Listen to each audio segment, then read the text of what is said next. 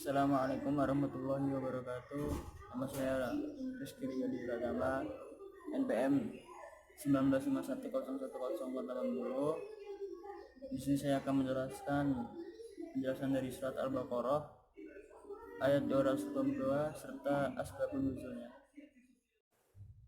Baik teman-teman, di sini saya akan menjelaskan ya, bagaimana isi di dalam kandungan surat Al-Baqarah ayat 282 ini ya. Jadi ayat 282 ini menjelaskan tentang utang piutang, utang jual beli. Pertama di sini saya akan bacakan suratnya ya.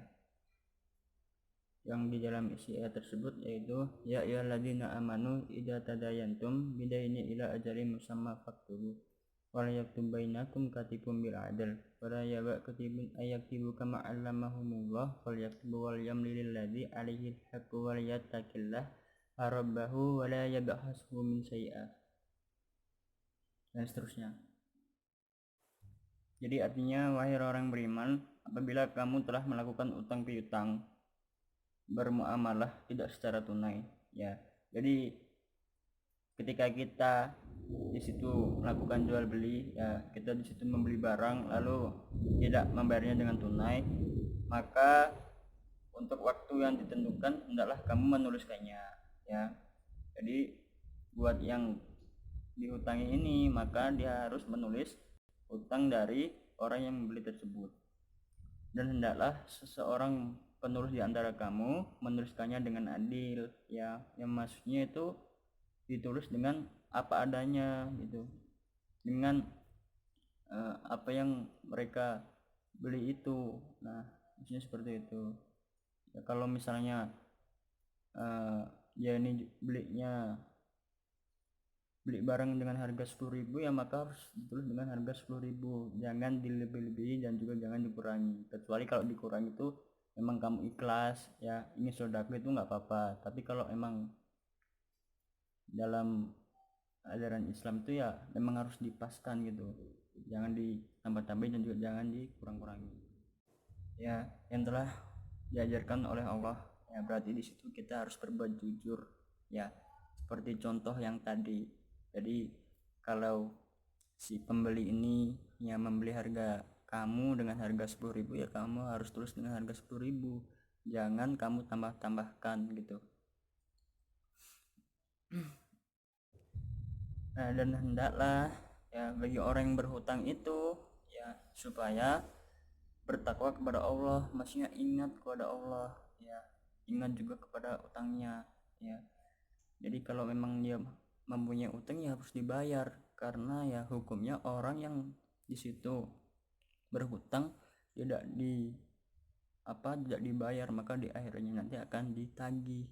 Nah, orang yang di akhirat nanti ya ketika menagih hutang tersebut tuh bukan menagih uang lagi, namun menagih pahalanya. Nah, itu beratnya tuh berat sangat ya. Makanya kalau kita selagi mempunyai hutang di dunia ya harus segera dibayar ya, jangan ditunda-tunda ya. Selagi kita di situ mampu, selagi kita masih ada rezeki ya, supaya segera dibayar gitu, jangan ditunda-tunda. Ntar takutnya ya kalau kita sudah mati, nah di situ kita nggak ada keluarga lah, terus kita gimana mau bayarnya itu gimana. Nah, akhirnya ya pahala kita yang nanti akan diambil oleh si orang yang dihutangin ini. Nah, maka harus dibayar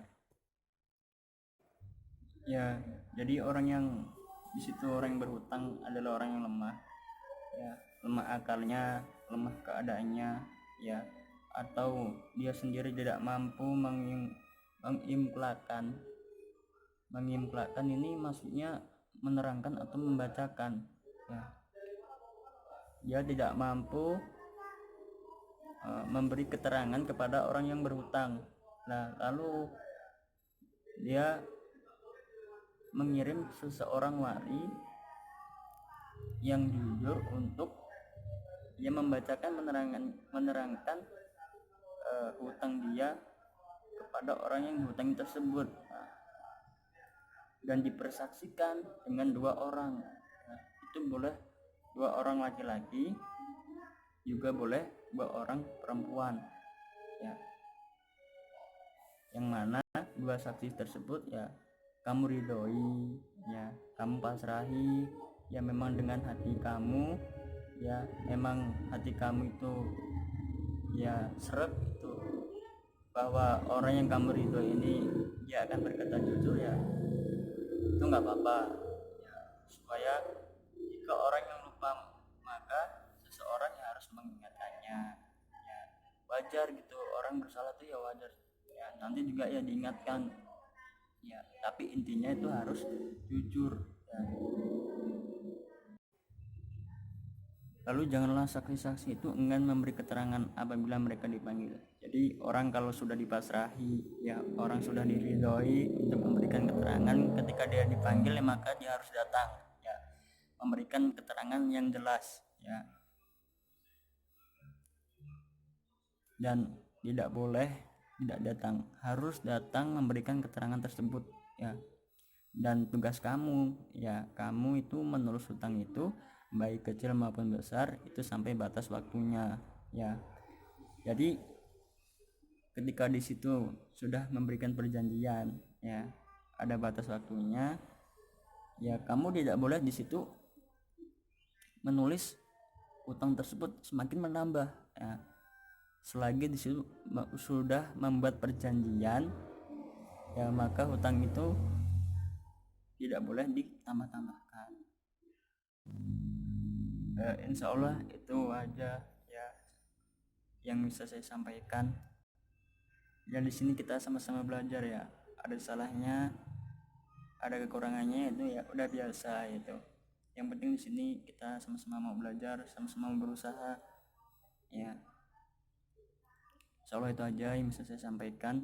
Dari awal sampai akhir saya minta maaf yang sebesar-besarnya. Akhir kata, assalamualaikum warahmatullahi wabarakatuh.